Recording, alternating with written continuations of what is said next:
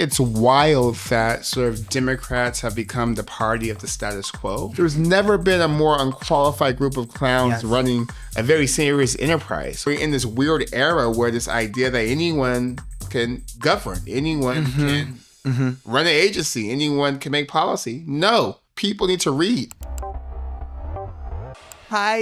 This episode, we're taking things in a little bit of a different direction. For my close friend, y'all know that I've been low-key in my politics era. That's what partially led me to this episode and wanting to interview my guest, Michael Tubbs. Michael Tubbs is a big deal, you guys. Michael Tubbs was the youngest mayor of a U.S. major city ever, with a population of over 100,000, and he was 26 when he became mayor. Guys, 26. I'm 27 now. I'm about to turn 28. Hashtag Gen Z for change. Hashtag Gen Z in politics. Hashtag... He was also the city's first African-American mayor. Under his leadership, he really brought Stockton out of a place that it was in. His city saw a drop in 40% of homicides in a year, and he also introduced universal basic income to the city. Now, you may remember him from a few years ago. He got support in his candidacy from Oprah and the Obamas. Ultimately, during a time where it feels like politics is hopeless and it doesn't really feel like we see the light at the end of the tunnel, I really wanted to bring someone on who has demonstrated that actually politicians can bring good to society. Because I don't know about y'all, but my mental health is somewhat hinged on the state of politics. Low-key, Michael Tubbs could become one of the most influential politicians in California. He's running for lieutenant governor, which is basically the number 2 in command after the governor. Gavin Newsom famously was lieutenant governor before becoming, probably like someone who's gonna run for 2028. So it's honestly such a privilege and an honor to even be able to have this conversation with him. Thanks for watching. Let's get into it. Michael Tubbs, welcome to Wait, Say More. I really want to get in state that we're in right now in politics, especially from the perspective of a young person. You know, I can just say from my own opinion, things aren't looking great. Yeah. How would you respond to people who are feeling kind of defeated? I think it's a reminder, that progress is never linear and that sort of a lot of the things we grew up with, a lot of the rights and opportunities and climate, we may have taken for granted as that's the way things have always been. And that's just not the story of our country, that every great progress has happened because people fought, people stood up, and people did things against the odds. Like there's never been a time when a big change happened in this country, whether it's the New Deal, whether it's the civil rights reforms, whether it's abolition, women's rights vote, like every big thing that we take as like a given now, when it happened, it didn't seem probable. Was it the status quo was so entrenched, and it took people with a vision of different and willing to pull up their sleeves and do the work to kind of get us to that point. We're in a dark time now, but it doesn't have to be like that forever. That there can be a happier day, but it's not just going to happen. Like we're going to have to force it and push it and make it happen. Only thing we know for certain is that if we do nothing, nothing changes. And this is what we're stuck with. And I just refuse for that to be the case. And I think that there's a lot of conversation about there being like this pendulum swing of like, we went too far left. You know, we gave too many people rights. And now it seems like there's just this attack in the other direction. I remember when Trump was first elected, also the same time as elected mayor. And Carol Anderson, a professor at Emory, wrote a book called White Rage. And what she talked about was how we teach history wrong and that we teach history as just a story of progress. But she mentions like after Brown v. Board, for example, schools shut down. There's some Black kids that were able to go to school for years because folks said, instead of integrating our schools, we just won't have schools for anyone. Yeah.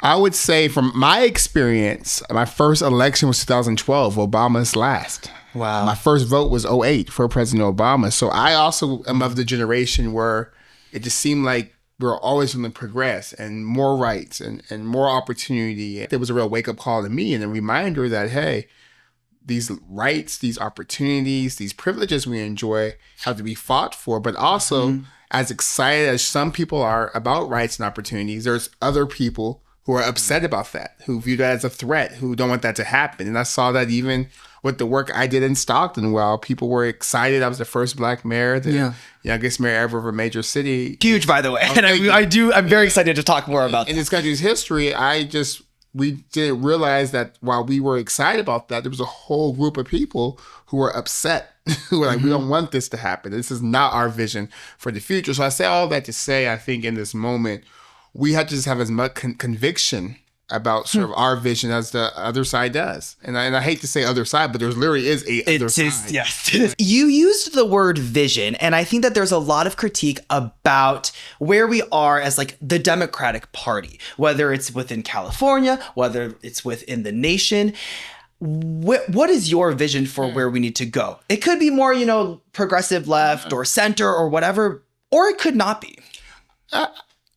I think it's wild that sort of Democrats have become the party of the status quo, like defending the institutions, defending the norms, defending a status quo that really wasn't working for a lot of members of our coalition. So I think the first vision is an understanding that the status quo is not working, that we have to build something new and we have to build something better.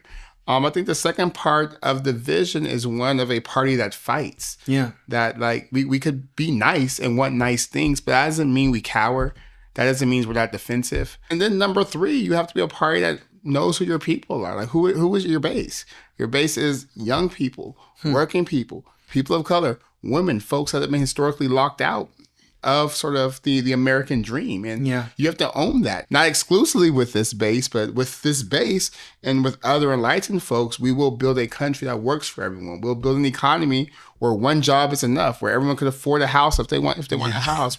I think what gets it for me is that there is a vision for this. If we look at the post-World War II era, and the creation of the American middle class and the investments this country made in certain types of people have created people who have wealth, who have houses, who have opportunity, who have pensions, who have retirement. So it's like, you've done that before. I think part of the vision is saying there was a time in this country's history where folks had felt hopeful, where opportunity felt real.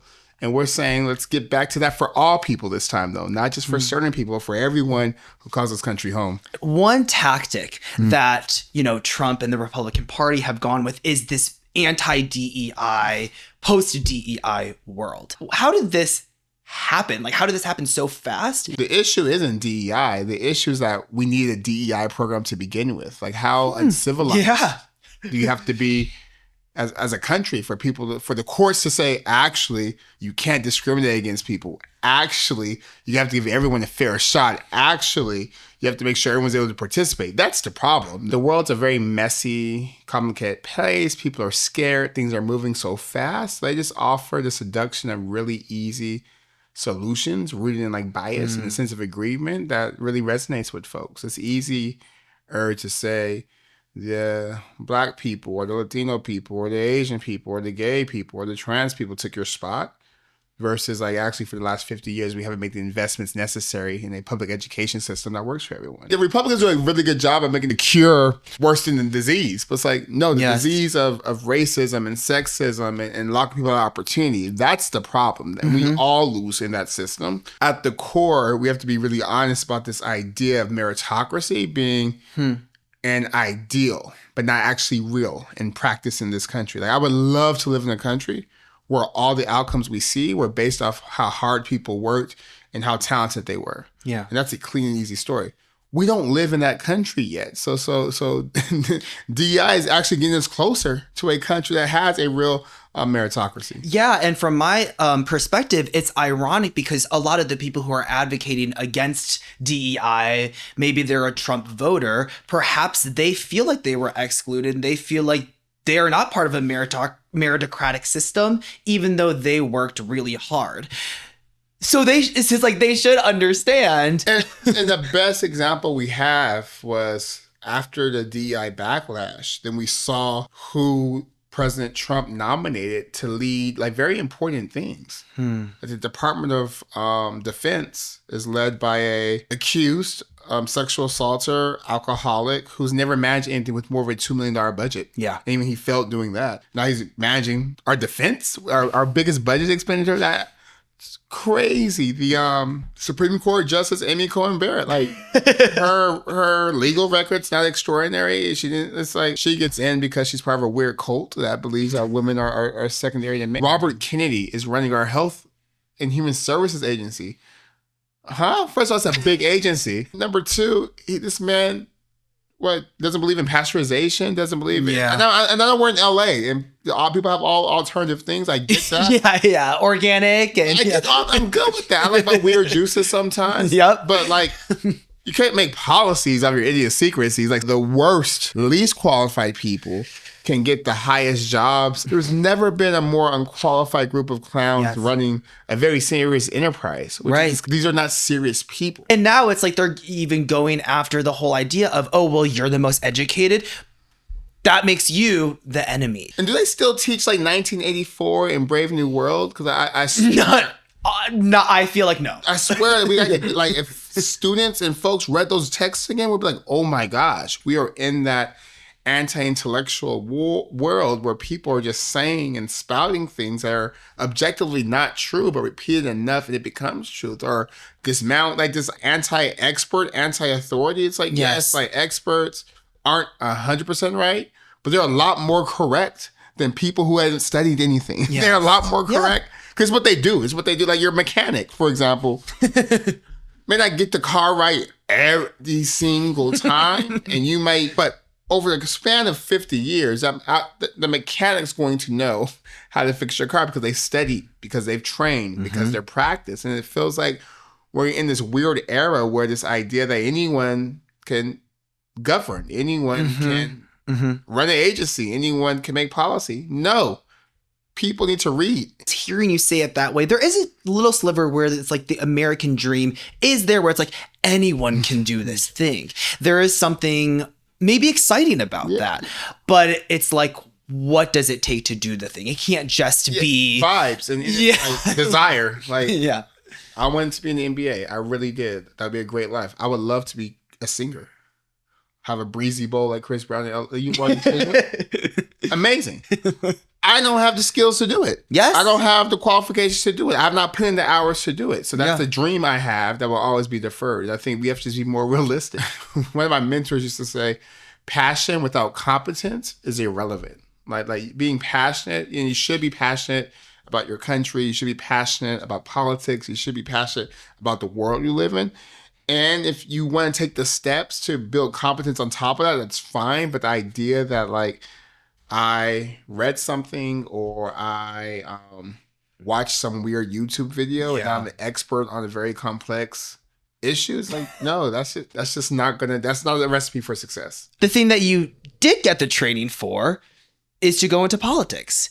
What made you want to do that? And what made you think, I'm the person to do that? It really started in high school, where I was Youth Advisory Commission chair. Wow.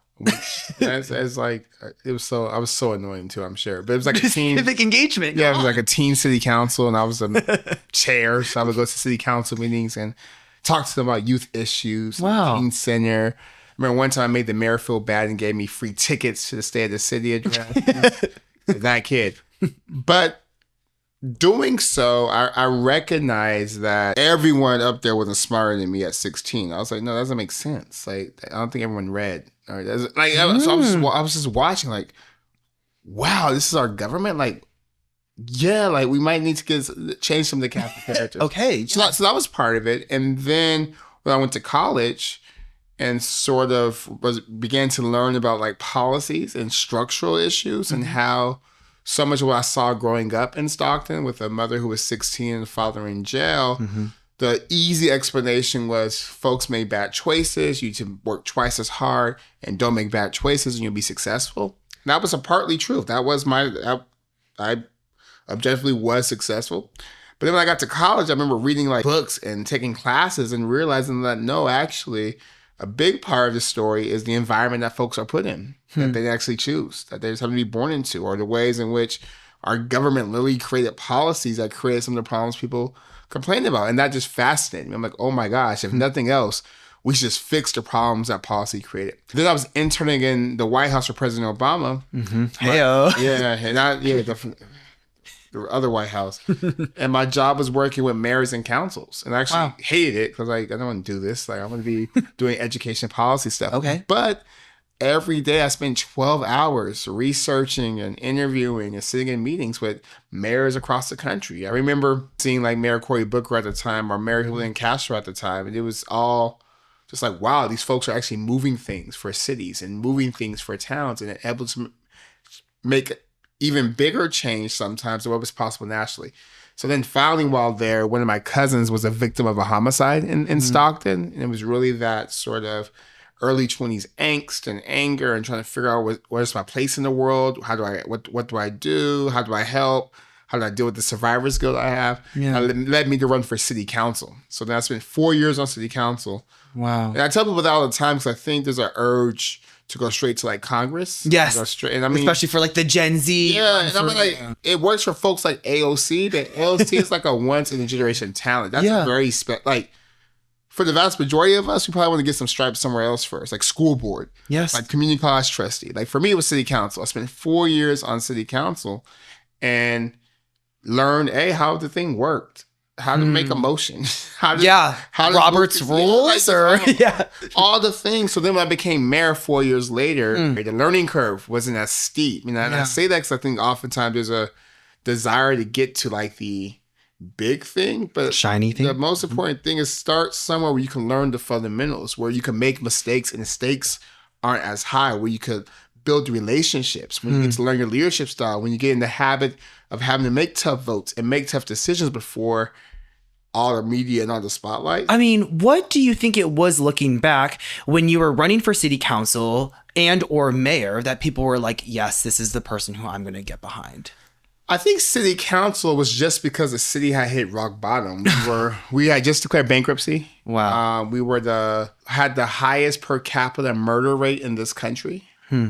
I think we had more murders per capita that year than Iraq and Afghanistan, like active war zones. It was just wasn't so. There was a dearth of like hope, and then I think for a lot of people, it was like, wow, this son of our city went to Stanford, wants to come back and wants to serve and wants to help. So I think it was that story. And then my opponent also was just a mismatch for the district. He was chair of the Republican Party. I'd been in office for like 12 years, 8 on school board, 4 at city council. Wow. But like represented a district that was 75% Latino, had the highest poverty rate in the city, and was saying nothing about those issues, governed as if he was part of a more affluent district. And I was just like, didn't make sense. It's literally a disconnect. It's literally made. I'm like, and then sort of the support we were able to garner for the campaign. Like we had Oprah gave money to the campaign, the Obamas, that was from Mayor Obama. Okay, but for city council, like Oprah endorsed in 2012. Wow, and it was like, huh? Like really? Like I knew I was going to run for mayor when in the span of a week, the head of the business council or the Chamber of Commerce and the police chief called me and begged me to run for mayor. Like, wow, right? At 25, I was like, this doesn't happen. I said, the police chief and the head of the business community, it's like totally different world. Michael tells you got to run for mayor. I'm like, my people, the activists, those are my folks. That's why I know they're going to be there. I said, but if these folks are like, listen, we need you to be our leader. We need you to be mayor. I said, we have a great chance. Like that doesn't happen every day. So, but I think it's because I spent time building relationships, even with people that on paper you would think there's no way. Well, what relevance? Yeah, how will we get along? Like what do things they have in alignment? I feel like people who are not in elected office don't really know exactly what goes on. And that's part of, the negative backlash that some, elected officials have. But what was part of being in city council or later mayor that you were just like, I love this so much? I think it was actually... if there was one. No. I think it was actually like, you couldn't do everything, but you could actually get things done. When I was on city council, there was like a problem liquor store. That was like a hub of violence and just a real cancer in the community. There was a group of amazing grandmothers who formed an organization called STAND who wanted to get rid of it. And they had tried for like 20 years and they couldn't. And then myself, city attorney, them, community groups, we worked together. It took 2 years, but we closed that liquor store down. There was also no banks in that community. There's no banks in that area. And I was like, just a curious person. I was like, well, is there something I'm missing? Like, why is there this land? With the banks. Is this like... Because people are banking, so like, where's going on? And then I talked to my good friend. I said, why is there not a bank here? He was a bank president. He said, my board chair has been asking for a while So he said, let me just go do some work on that. But it was just the idea that leadership asks a question that generates action. So that's what I liked. It was just fascinating to me, like, wow, like not for everything, but there's some things just having someone in leadership asking the right questions and generating energy could get things done. And then number two, I would say what I loved about local government in particular was that you were always exposed to like the best of the community as well. Like you just met people who are trying, who are feeding folks who are hungry, who are sheltering dogs that were stranded, who were mentoring young people, who were just like you just meet like the best of your city. And it's like, wow, okay, we have real problems and a lot of work to do.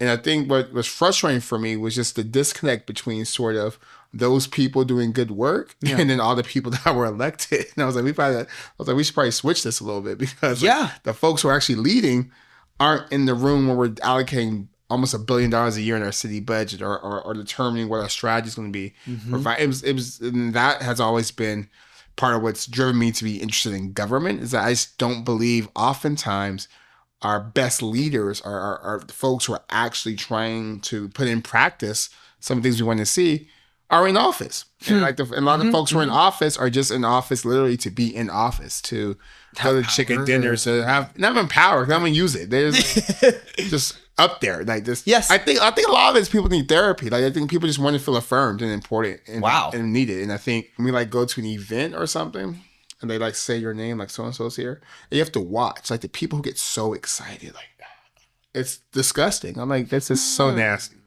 So you stand up, you just wave. But some people like me? Like you just a fifth event today. Come on, you get applauses. Yay. So for some people it really is about the ego as opposed to making the change. I would say for the majority of folks in office, my guess would be it's about that. And of course there's some ego that goes into like, I think of all these people, I am best equipped to solve these issues. But that's like Dr. King talks about a drum major instinct. That's like a drum major for something though. Like you're a drum major for this issue. But other people just want to be a drum major. Like not for any issue. Just like, I just want to play the drum. Like just look at me. And I think that's why our politics have gotten so corrosive. And I think that's where some of the lack of vision from the Democratic Party in general comes from, is that we don't have enough drum majors for something. It's just people who just want to bang the drum. The things that you accomplished as mayor, I mean, you were talking about, when you are in this position, you actually can get things done. You gave the example of the liquor store. You also, implemented the pilot program for universal basic income. You also implemented or enacted like actual policies around police reform. These are things that I feel like a lot of people, not just on the right, are disillusioned with or feel like it's just not possible, or it's like, how dare you? Yeah. Can you talk to that? I mean, now that you're running for an elected office for all of California, presumably, is it possible? Yeah.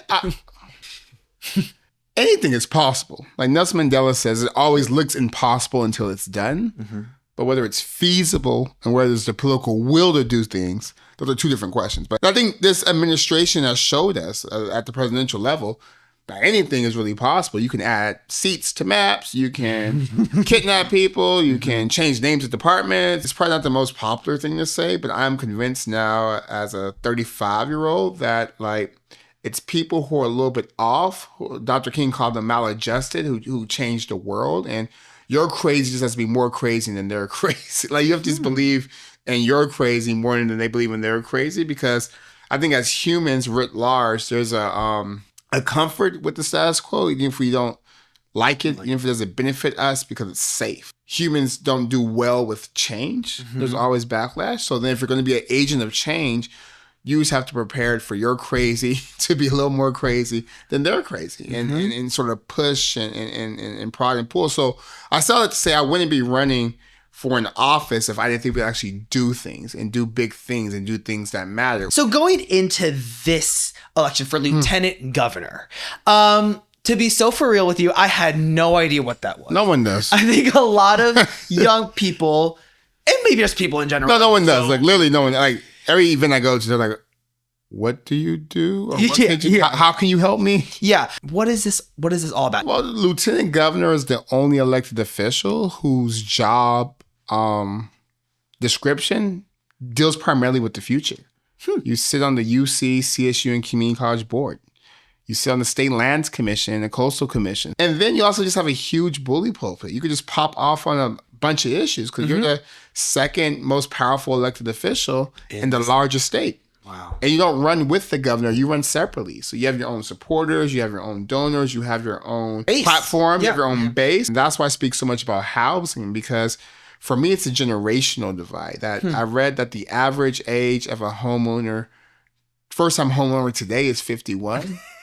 20 years ago, it was 34. Yeah. And that like it's young people, it's millennials and Gen Z who are being told that if you get the job and you go to school, you do these things, you'll have opportunity. They've been locked out. They're still in with their parents. Like, and it's a policy failure. So we just haven't built enough housing. What will California look like for Gen Z? Yes. What will California look like for millennials in 20 years and 30 years? It won't look pretty if folks aren't able to get in now and build some equity now and have some housing now and have some stability now. If you grew up and your first political experience was the head of The Apprentice being the most qualified person ever to run, you're like, what is this place? And then to do it twice, so your whole adulthood is bookended by COVID, Trump, COVID, Trump, like that sandwich.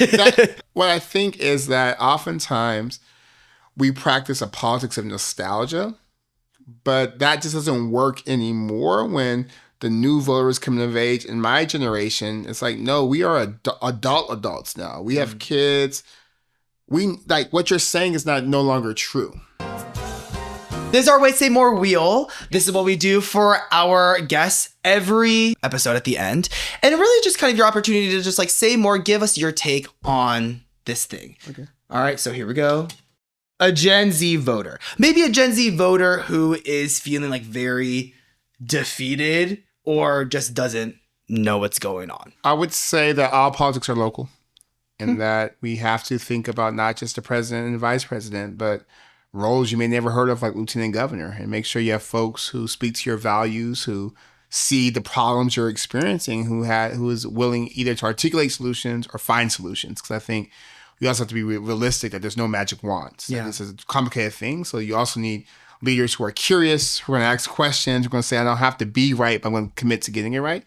And also that, I mean, history is filled with examples in this country, particularly of younger people rising up and shaking the country out of malaise. If we think of the 60s and the assassinations of Dr. King and Robert Kennedy and Malcolm X and JFK, the Gen Zs of that generation really shook and pushed and got the country to a better place on the other side. So I think as well as trying to figure out job and rent and life, that part of what Gen Z has to do with folks like me, millennials and others, is think about, okay, how do we continue that legacy of younger people who have a longer stay? And at the very basics, we just want you to be true to what you said on paper, like in terms of what this country was and what it stands for. Run for office too. Like if it's not working, but not everyone can run for president. It's crazy. Run for an office that makes sense. So maybe it's city council, maybe it's board of trustees, maybe it's community college, but be a part of something. Because I think the antidote to that, the feelings folks have, is actually being part of community. Yes. It's actually being part of something, whether it's a church or a youth group or a running club. Like let's resist the seduction of being isolationist. Like, no, you're not in this by yourself. There's other people who are committed to getting this better with you. And being in community with them is also a huge antidote. And politics could be one conduit for that in terms of joining a campaign or joining a movement to get to sort of what the vision you have for what your life and your community should look like. Thank you so much, Michael Tubbs. I really appreciate it. It's always like therapy. Podcast. I love it. Thank you. Is there anything else that you want to share or to tell people? Yeah, if folks want to follow me, you can go to Michael D. Tubbs on Instagram, TikTok too. And yeah, you're there. I know. I've seen it. It's newer. Somebody that I think that's yep. And MichaelTubbsForCA.com. Okay, wonderful. Thank you. Thank you. Okay, so if you made it to the end, thank you so much for watching. Really, one of my main takeaways from this conversation with Michael was the importance of actually just like getting involved, because you might not do politics, but politics will always do you. okay, wait, that doesn't sound, even if you're not involved with politics, politics is always happening, and it's happening to you too, and it's affecting you. And honestly, y'all, the more that I dip my toes into this politics world, the more I kind of like it. And it's made me feel a lot more included in LA, where I live, where it can feel really easy to feel lonely and alone. And that's something that we're going to be talking about in an upcoming episode, so stay tuned. Please subscribe on YouTube. YouTube is the future. Spotify, Apple, all of that. And go ahead and follow me on Instagram and TikTok at Eric Say More, because it's happening. It's coming to y'all. Like, slowly we are growing. So please tell your friends. I'm excited to see what's in store. And wait, say more.